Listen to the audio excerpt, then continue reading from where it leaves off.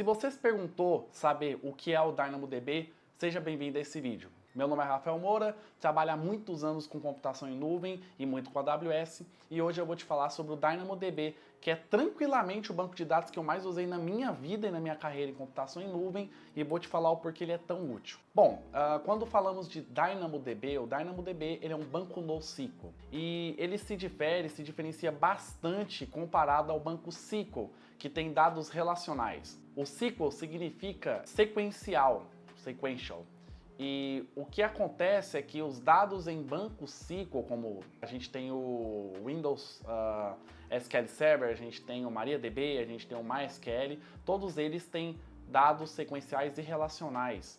O banco NoSQL ele vem de uma aproximação completamente diferente disso. Você não tem dados relacionais. Isso quer dizer que você tem liberdade em muitas coisas, principalmente na maneira como você estrutura o seu esquema do banco de dados. No NoSQL você tem toda uma flexibilidade, enquanto no SQL você é obrigado a utilizar campos pré-definidos que você tem que preencher de alguma forma, nem que seja com um dado void, um dado null, enfim. E no NoSQL você não tem esse problema. O DynamoDB se encaixa nisso. O DynamoDB é um banco NoSQL, que os dados não são relacionais, pega bem essa coisa, e é um banco de chave-valor. Então a gente tem que manter essa ideia, porque chave-valor define a maneira como a gente pesquisa e a maneira como a gente salva os dados, certo? Então mantemos isso em mente, chave-valor.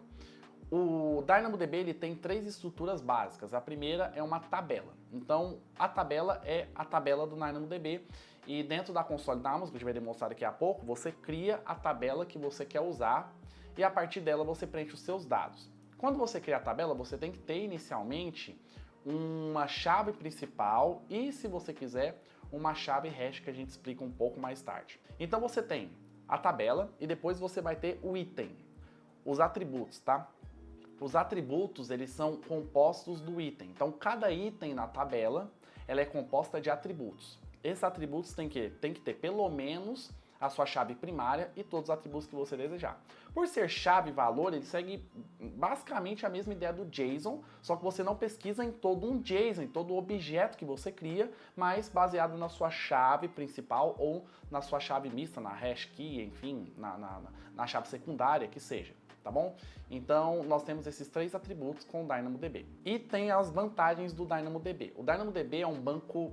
Primeiro, a gente está falando de serverless. O DynamoDB é um banco com escalabilidade automática. Isso quer dizer que, utilizando ele, você não se preocupa com performance e quanto você precisa, por exemplo, de gigas no banco, ou quanto você precisa, sei lá, do gigas do banco, ou quanto de memória, ou quanto de RAM, ou quanto de processamento. Tudo isso o DynamoDB já ajusta para você. Segunda coisa é a performance, obviamente vindo da alta escalabilidade, mas a latência é muito baixa.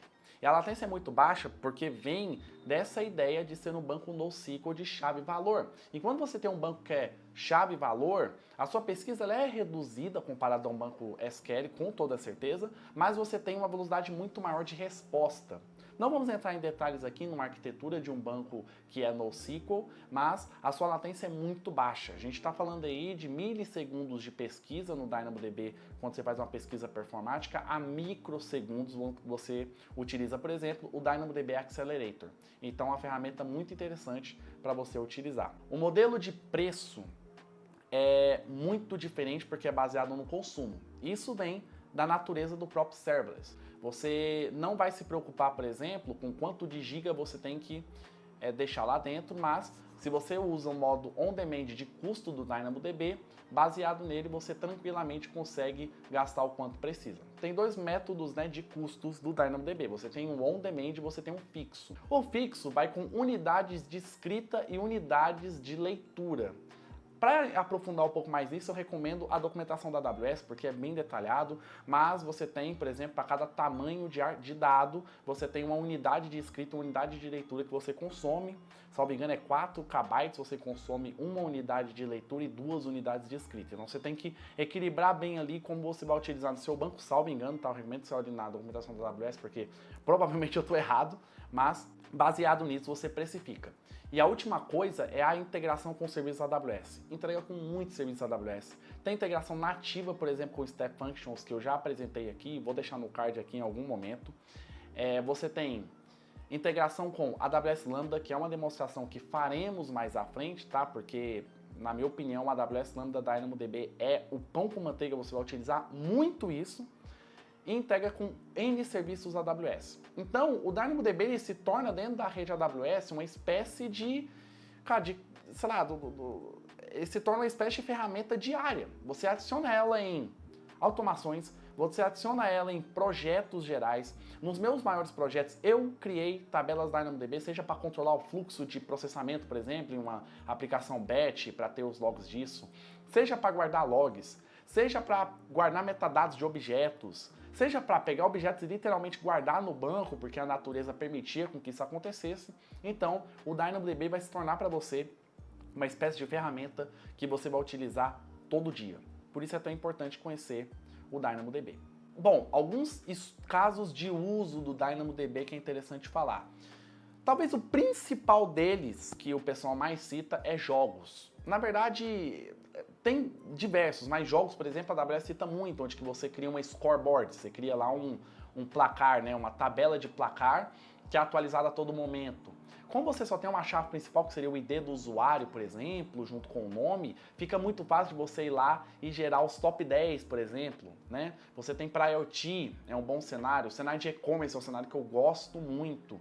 Mas tudo isso vem da estrutura e da maneira como você estrutura uma tabela NoSQL e uma tabela DynamoDB, por assim dizer. Eu não vou falar disso nesse vídeo, porque o vídeo ficaria muito grande, tá? Com toda certeza ficaria muito grande, mas vou trazer em momento separado essa ideia. Mas, principalmente, assim, se eu pudesse te dar uma dica de como estruturar uma tabela do Dynamo, sempre busque saber como funcionam as suas pesquisas e escritas dos dados, mas principalmente as pesquisas. A escrita você acaba definindo uma chave primária e beleza, mas a pesquisa é muito pesado para você pesquisar. Às vezes você precisa fazer muita pesquisa que, dependendo do caso, nem vai caber no DynamoDB e nem é uma boa escolha utilizar. Isso pela natureza do NoSQL, mas você tem cenários onde ele se encaixa. Vou entrar um pouco mais em detalhes no Dynamo. Existem duas coisas no Dynamo, a chave primária e a chave secundária. A chave primária, se você criar uma tabela só com uma chave primária, tudo que for escrito, você pode escrever em cima de novo, mas se você escrever, repõe, por exemplo. A chave primária com a chave secundária ela trata de criar outros objetos. Então, por exemplo, vamos dizer que, deixa eu pensar num cenário legal aqui. Vou te dar um cenário interessante. Quando eu trabalhei num projeto de processamento de dados financeiros, eu usei o DynamoDB para isso. Quando a gente usou o DynamoDB, a gente tinha uma espécie de nome do arquivo e a gente tinha a data como a chave secundária. Então a gente poderia ter mesmo nome de arquivo com chaves secundárias diferentes. E aí a gente fazia um controle nosso ali mesmo, juntava, por exemplo, um TTL e chegava os arquivos ali com date, era mais ou menos isso. Então a gente conseguia controlar esses arquivos. Ou, por exemplo, você pode ter um ID específico que aponte, sei lá, para uma empresa e aí você tem arquivos de nomes diferentes. Então você tem o mesmo ID, porém arquivos de nomes diferentes. Entendeu? O meu estudo de caso, eu tenho muito estudo de caso de Dynamo, mas principalmente o meu estudo de caso é esse. Eu usava para receber arquivos no S3, processar em batch, e aí eu guardava dentro de um DynamoDB para batch e para manter log, que a regra de negócio pediu, né, para manter log de processamento. Então a gente tinha uma tabela do Dynamo, onde a gente falava se era processado ou não, e a partir dela a gente usava uma lambda que consumia dessa tabela via DynamoDB Streams. Então a gente fazia o processamento e mantinha um controle de como a tabela funcionava, era super legal. Outro cenário foi o meu artigo de contagem de votos das eleições, das últimas eleições presidenciais. Eu peguei os dados, processei esses dados e salvei um Dynamo. E aí no Dynamo eu tinha uma estratégia mesmo que eu cito no artigo, eu vou deixar na descrição aqui para você dar uma olhada, beleza? Bom, então, baseado nisso, vamos para a máquina que eu quero demonstrar para vocês como utilizar o DynamoDB, criar uma tabela para a gente poder ver, etc. E, enfim, vamos fazer uma demonstração básica, não tem roteiro, mas com certeza você vai aprender um pouco mais quando a gente mostrar aqui na tela. Vamos lá? Bom, aqui estamos no DynamoDB. Então, se você vier em DynamoDB, tá em tabelas, aqui eu tenho algumas tabelas que eu criei, eu quero criar uma nova tabela. Você vai ter um nome da tabela, vou colocar aqui, teste.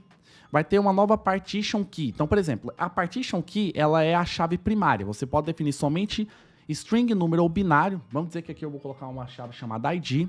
E eu vou ter uma sort key, que também tem que ser número, string ou binário. E aqui vamos dizer que eu coloco, sei lá, um ID, não sei, name, vamos brincar aqui, name. Vou ter aqui isso aqui, no caso, configurações da tabela. Aqui você vai ver que tem uma configuração padrão. Você vai perceber que tem uma classe do DynamoDB, falo mais tarde. A gente tem uma capacidade que ele já provisiona 5 RCUs e 5 WCUs, tá? Baseado na documentação, você define a melhor forma de capacidade.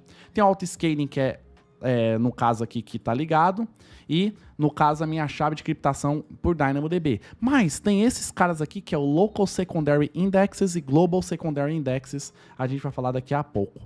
Então, vamos customizar e ver mais a fundo isso aqui. A gente tem o Standard e o IA. O DynamoDB Standard é para quando você quer ter padrão, acesso rápido de dados, e você sabe que vai acessar muito, você usa o Standard. O DynamoDB Standard IA é para quando você não acessa muitos dados. E aqui você tem uma forma mais barata, você só guarda os dados e, por exemplo, deixa ali um histórico que você precisa de acessar pelo Dynamo, mas ele fica com um histórico para você que é super interessante, tá? Então fica do seu cenário aí qual escolher melhor. A calculadora de capacidade é você dizendo, por exemplo, tamanho do item, quantos itens eu vou ler por segundo, quantos itens eu vou escrever por segundo. Então vamos dizer que o meu item tem 4 KB. E que eu vou ler, por exemplo, aqui eu vou ler, por exemplo, por segundo, 5 vezes e vou escrever 2. Vamos dizer que eu escrevo pouco e leio 5 por segundo, tá? E aí eu tenho uma leitura, a parte de consistência de leitura eventual forte ou transacional, ou seja, eventual, pode ser que tenha strong. É mais caro porque o strongly, você garante que a leitura é do último dado mesmo, tá? Porque assim, a gente tá falando de um banco de microsegundos, né? Então, de milissegundos, mas se você tem uma operação que está perto uma da outra, sei lá, de microsegundos, você não vai ter uma consistência forte, você vai ter uma consistência eventual. Então isso aqui garante que a consistência sempre seja do último dado, garante que o dado escrito tenha prioridade, etc, etc, tá bom? E aqui é a mesma coisa, então a gente tem standard ou tem transacional, que aí ele dobra o tamanho da capacidade também para garantir que a escrita esteja no banco aí quando for lido, por exemplo, quando ele escrever em cima do lado certo, etc. Beleza, temos aqui a capacidade de leitura. Leitura, né, no caso aqui, leitura escrita. Então você tem sob demanda, onde que você aqui coloca, por exemplo, que você quer aqui, você não sabe exatamente quanto você tem de leitura escrita, você não tem ideia, então você coloca sob demanda. É interessante começar com isso aqui e depois definir um provisionado, tá? Porque provisionado você consegue estimar o seu custo. E aqui você tem a leitura, tá? Read Write Capacity, que aí, se eu basear aqui, por exemplo, que eu tenho, sei lá, um item de 4 KB em média, que vai ser lido 5 vezes por segundo os itens, e vou escrever 2 vezes por segundo, ele fala para ter uma capacidade de 3 e uma capacidade de escrita de 8, e uma capacidade de leitura de 3 unidades. Então, por exemplo, eu posso definir aqui uma capacidade de 1 a 10, talvez. Então, pode ser de 1 a 10. Se eu estou pelo menos com 3, então provavelmente eu definiria aqui para a parte de read 3, né, para 10. E aqui, como eu estou com a capacidade muito alta para leitura, eu definiria, por exemplo, 8 e, sei lá, definiria aqui 32 capacidades no máximo, sabendo que eu não vou passar disso. Entendeu? E assim você define a capacidade e a maneira como ele vai escalar. Agora vamos para a parte boa que muita gente não entende. Index secundárias. Você tem 2 tipos de index secundárias. Você tem a global e você tem a local. Como a local funciona? Você reutiliza a sua chave primária para pesquisa. Então vamos dizer que eu vou ter uma outra chave primária, então tem o ID e nome lá, né? Então vamos colocar, por exemplo, uma chave secundária aqui chamada nome, vamos chamar de street, tá? Bom, eu criei uma nova chave secundária. Então quando eu fizer a pesquisa, eu posso fazer a pesquisa baseada em ID, nome ou ID e rua, certo? E aí você tem que também definir número, string ou binário, não aceita outra coisa. Aqui eu tenho o index name, que é o nome da index. Escolha bem nomes de index, tá? Nomes que sejam favoráveis aqui, que sejam únicos, tá? Que sejam parecidos com a sort key, porque você vai ter que definir o nome da index para poder utilizar. E a gente tem a projeção de atributos. Você pode projetar todos, então eu quero que todos os atributos apareçam na pesquisa. Ou você pode, por exemplo, utilizar somente chaves. Então, somente a chave index e a chave primária aparecem. Então, por exemplo, se eu pesquiso o ID e a rua, eu quero que só apareça ID e rua para mim, por exemplo. Você só vai utilizar isso, então você utiliza only keys. E o include, você adiciona os atributos que você quer. Então, vamos dizer aqui que aí, no caso, entre rua, aqui no caso vai ter rua e ID, você vai querer, por exemplo, outros dados. Vamos lá, a gente vai querer, por exemplo, Vai querer, por exemplo, cidade, vai querer, por exemplo, país. Entendeu? E aí você adiciona o que você preferir aqui, certo? Esse é o local. Vamos dizer que eu tenho um cenário onde eu preciso de um outro, tá? De um outro ID principal. Aí a gente cria um global, porque o global vai criar uma nova primary key, uma nova chave primária. E aí, por exemplo, no meu caso do ID, eu sei que eu tenho o ID, mas, por exemplo, eu quero pesquisar pessoas na cidade. E aí eu tenho uma... aqui, vamos dizer... Não, vamos pesquisar por estado, por exemplo, e aqui eu tenho cidade. E aí você tem um index que é baseado em partition key e sort key. Então, quando for escrever, tem que ter, né, estado e cidade. É meio obrigatório você ter os dois, no caso. E aí você tem o mesmo esquema. Seleciona um index com um nome que seja completamente único, porque não pode reutilizar o nome. String binary number, tá? No caso do data type, só aceito. E mesmo esquema do attribute projections. Pode mandar tudo, ou pode mandar algumas chaves, ou pode incluir os atributos que você quer. Qual é a pegada? Global indexes são só definidos... Olha lá, global indexes são só definidos na criação da tabela. Não crie uma tabela sem definir bem suas pesquisas. Por quê? Você não pode criar um novo global index. Mas você pode criar local index. Então, toda vez que você precisa de uma nova chave secundária, você consegue criar. Mas o global é só baseado na primária. Tenha cuidado com isso, tá? Porque isso aqui pesa na pesquisa e aumenta o preço, porque você está literalmente criando uma nova tabela. Então, ele replica os dados da tabela. Quando você seleciona a parte de projeção de atributos, você diminui esse custo, tá? Mas você ainda tem um custo que você paga por ter essas projeções de atributos, porque você cria uma nova tabela por detrás, beleza? Então, que isso fique claro. E aí ele tem aqui, né, no meu caso, quanto que eu vou gastar de leitura e escrita. Então, essas são minhas capacidades de leitura, escrita, etc. Aí eu tenho minha encriptação, né, sobre, no caso, em descanso, né, os dados parados. Então, normalmente, você já pode fazer com o DynamoDB, que é uma chave da própria AWS que foi criada, ou você usa uma chave sua. Tá? Aqui no caso, essa aqui é da própria DynamoDB, essa aqui é da AWS e essa aqui é a sua chave, que aí você vem aqui e seleciona uma. Eu não tenho nenhuma criada aqui, vou usar a do DynamoDB. Essa não, você não é cobrado, mas você também não tem controle nenhum sobre a chave, tá bom? E tem proteções de delete, né? Então, para você proteger quando for deletado a sua tabela. Sempre ligue, tá? Se for em produção, em teste não precisa de ligar exatamente. Aqui tá as tags, então vamos criar essa tabela. E aí é muito tranquilo daqui. A maneira como você vai trabalhar com a sua tabela, ela vai ser definida basicamente com a maneira como você vai acessar. Então, se for via SDK, que é normalmente o pessoal mais usa, ou se for via console, que não faz nenhum sentido usar, mas depende do seu cenário, pode ser que você use, é a maneira como você vai utilizar. E aí tem as maneiras de escrever item, tem muita coisa em cima disso, eu não vou entrar em detalhes de novo, você tem que ler a documentação para entender o poder dele, mas, por exemplo, a gente tem aí, por exemplo, como saber se tem um item na tabela e saber quando escrever ou quando não escrever, isso é bem legal. Então a gente tem aqui os testes, aqui o teste, né? E aí a gente tem aqui, né, esse aqui, por exemplo, é o backup, tá? É on point, né? E aí vamos criar um item, por exemplo. Então a gente vai vir aqui em Explore Items, aqui do lado, explorar itens, e vamos criar um item. E aí você vai ver que pediu ID name, tá? Então aquelas de streets, tem que garantir que estejam, porque quando ele for na pesquisa, ele vai tentar achar aquilo. Então vamos dizer que o nosso ID é 123. O nosso nome, por exemplo, é Rafa Moura. Olha que interessante, eu criei com ID name. Não criei mais nada além disso, né? Esses aqui são os atributos, vou criar o item. E aí eu tô com o item aqui, beleza? Quando eu for fazer a pesquisa depois, só para deixar claro, a gente tem, tá, por sinal, dois tipos de pesquisa de dados. A gente tem um get item, tá, que você busca um item só, tá? Que não tá aqui, a gente só tem query scan. Então, com o get item, você tem que especificar um ID e uma chave primária e uma chave secundária que sejam únicas, beleza?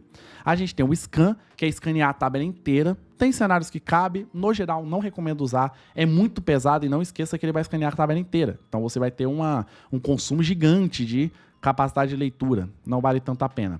E o query é para quando você, aqui no caso o query, se eu pesquisar só pelo ID, ele vai achar para mim a tabela. Ele vai rodar, ele acha. Se eu pesquisar por name, ele vira uma espécie de get item. Então, no meu caso, é Rafa Moura. Coloco o aqui, dá o run, E aí ele acha. Se eu tiro, deixa eu ver se vai funcionar se colocar só RAF. Acho que não. Aí já não funciona, tá? Então aqui é o carry, que aí no caso você faz uma carry na tabela. E aí ele vai meio que pesquisar. Essa é a segunda maneira de se utilizar, não recomendo, mas a partir do carry você tem uma estratégia muito grande de como pesquisar os itens, tá bom? Então tem todo um macete, por exemplo, de criação do nome das chaves, entendeu? Tudo isso pega, tudo isso é muito interessante e vai te dar um poder muito grande para você utilizar o Dynamo, tá? Então aqui você já teve uma breve ideia do que é o DynamoDB e o poder dele é que eu criei uma chave e se eu quiser deletar ela, por exemplo, então vou dar aqui um scan, quiser deletar ela, deleta ela de forma tranquila. Beleza? Aqui então estamos finalizados. Bom, tem algumas coisas além disso. DynamoDB Streams é uma integração com a AWS Lambda fantástico e que você tem que olhar. Se eu pudesse recomendar uma coisa além do que eu mostrei, olhe o DynamoDB Streams. Funciona muito bem, é muito bom. Te dá um poder muito grande com lambdas e você transforma uma espécie de, sei lá, de Kinesis nele. É bem interessante e vai te dar um grande poder, certo? Bom, e por último, se eu pudesse recomendar algumas boas práticas defina sempre as chaves primárias e secundárias que você vai utilizar. Tente não utilizar muitas tabelas, né, muitas indexes, né, no caso, que seja global ou local. Tente não utilizar tantas, tá? Porque isso vai aumentar o seu custo e não é muito interessante. Então, defina bem a estratégia de criação de esquema das suas chaves de pesquisa. Defina bem. Isso se você faz mal e tá com um projeto em produção, você tem um problema com isso, tá bom? Custo, sempre parta para um demand no começo, você não tem ideia de quanto vai consumir e depois parta para o provisionado. Mas se você tem uma ideia mais ou menos aí de quanto que é um consumo, vai provisionar direto que tá tudo certo e você vai acompanhando, né, com as métricas para ver se tem um consumo muito alto ou não. E sobre segurança, eu recomendo particularmente que você sempre tenha uma chave sua para utilizar. Mas na dúvida, a própria chave do DynamoDB já te salva, já vai te dar tranquilamente a segurança, uma boa segurança, se o compliance não pedir, ou a própria chave AWS, que ela é uma chave da sua conta, que a AWS criou, mas é da sua conta. Beleza? Então falei do DynamoDB de forma bem breve. Vou tentar trazer um outro vídeo especificamente sobre esquema, tá? Como estruturar um DynamoDB. E provavelmente nos próximos vídeos eu já trago aí a integração de DynamoDB e AWS Lambda, te dando uma ideia de mais ou menos como utilizar. Beleza? Agradeço muito a sua presença até aqui, deixa o seu like, se inscreve no canal e ativa os sininhos para não perder as notificações. No mais, agradeço muito pela sua atenção, foi um vídeo grande, mas com certeza espero que você tenha aprendido bastante. Muito obrigado pessoal e até a próxima, valeu!